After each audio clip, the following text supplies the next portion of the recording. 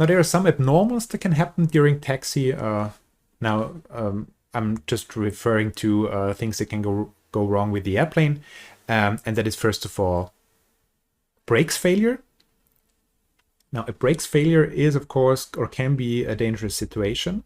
That is why it's important to really check the brakes very early when starting to taxi. Now if you're now taxiing pretty fast and you notice that you've lost your brakes, of course, first of all, tell your other pilot or instructor if there is one on board, if his brakes or her brakes work. Well, if not, and you've lost all braking, of course, it's the obvious choice, first of all, to retard the throttle. However, most airplanes, even on idle throttle, will still produce forward thrust.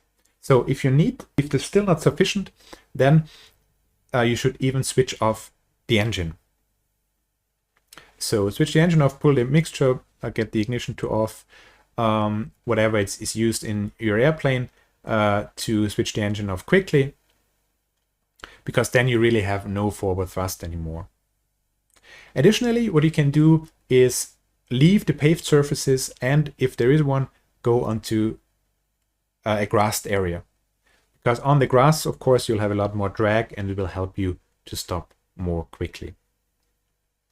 Well, if all is lost and you really is unavoidable that you hit an obstacle, of course, make sure that you hit the obstacle, the softest obstacle, and with as little forward speed as possible. All right, I said before that normally we don't use aileron or elevator to steer the aircraft. This is true, but there are situations where we do need aileron and elevator on the ground, and that is if we have a lot of wind.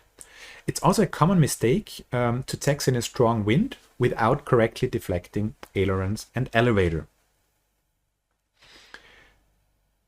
So if you have a headwind, a quartering headwind, let's say you have a headwind from the right or the left, then a general rule is to apply aileron into the wind. So turn your aileron, your yoke or stick, in the direction that the wind comes from. Because the wind coming from the side will try to lift the upwind wing, and we don't want that. We want the wings to be kept on the ground while we are taxiing. So by applying aileron into the wind, actually, for example, now in this right turn, turning right, now the right aileron will move up and the wind blowing over it will actually push the wing down, and vice versa with wind coming from the left. You can also apply some back pressure with a headwind because then the elevator will be extended upwards and the wind coming over the elevator will actually push the tail down, which is also a good thing. And the opposite applies if you have a quartering tailwind. Now if you have a tailwind from left or right behind, then you apply aileron away from the wind. So if you have a wind from the left behind, then you would apply right aileron.